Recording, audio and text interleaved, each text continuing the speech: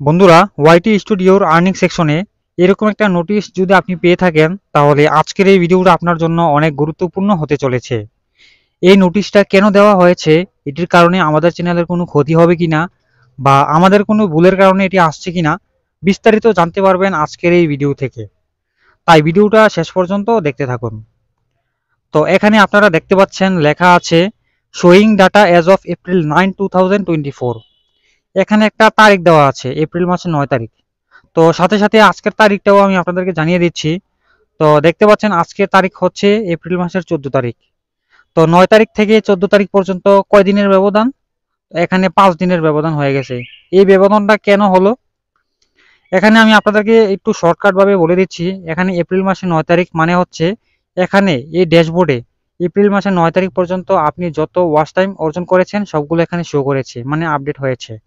এরপরে 14 তারিখ পর্যন্ত 5 দিনের মধ্যে যত ওয়াচ টাইম আপনি অর্জন করেছেন, যত সাবস্ক্রাইব পেয়েছেন, সাবস্ক্রাইব এখানে অ্যাড হয়ে গেছে স্বাভাবিক, কিন্তু যত ওয়াচ টাইম আপনি অর্জন করেছেন সেগুলো এখনো আপডেট হয় নাই এখানে। তো এখানে আপনারা দেখতে পাচ্ছেন আমার এখানে 4000 ঘন্টার মধ্যে 3988 ঘন্টা ফুলফিল হয়ে গেছে ওয়াচ টাইম। কিন্তু ওই 5 দিনের যে ডাটাগুলা এখনো অ্যাড হয় নাই, সেগুলো অ্যাড হয়ে গেলে কিন্তু আমার 4000 ঘন্টার উপরে হয়ে যেত এবং আমি মনিটাইজেশনের জন্য আবেদনও করে ফেলতে পারতাম এতদিনে।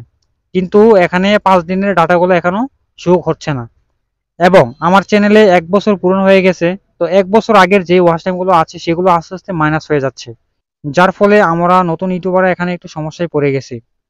তো এটা মূলত এই আপডেটটা কেন নিয়ে আসা হয়েছে, একদিক দিয়ে এটা ভালোর জন্য আপডেটটা নিয়ে আসা হয়েছে। মূলত যারা ইউটিউবে টাকা খরচ করে 1000 সাবস্ক্রাইব এবং 4000 ঘন্টা নিয়ে আসে একদিনের মধ্যে, তাদের জন্য এটা খুবই ক্ষতির দিক বয়ে আনবে। তো ইউটিউব এখন রিভিউ নিবে, যারা একদিনে এইসব ফিল আপ করে ফেলে তাদের জন্য 1 সপ্তাহ সময় দিতে হবে, অন্তত 1 সপ্তাহ অপেক্ষা করতে হবে চ্যানেলটাকে মনিটাইজেশন করার জন্য। এই 1 সপ্তাহ বা 5-6 দিন ইউটিউব এটাকে ভালোভাবে অ্যানালাইটিক্স করবে, ভালোভাবে রিভিউ করবে এবং দেখবে সেই ওয়াচ টাইমগুলো কোথা থেকে এনেছে। মূলত সেই সব স্প্যামারদের কারণেই আজকে আমাদেরকেও একটু সমস্যায় পড়তে হচ্ছে। তো এটা আসলে বেশি একটা সমস্যা না। এখানে আমি হয়তো এতদিনে আমি মনিটাইজেশন করে টাকা ইনকামও করে ফেলতে পারতাম, কিন্তু সেই স্প্যামারদের কারণে আমি এখনো পারতেছি না। হয়তো আমার 5-6 দিন সময় বেশি লাগতেছে, তো এটা কোনো ব্যাপার না।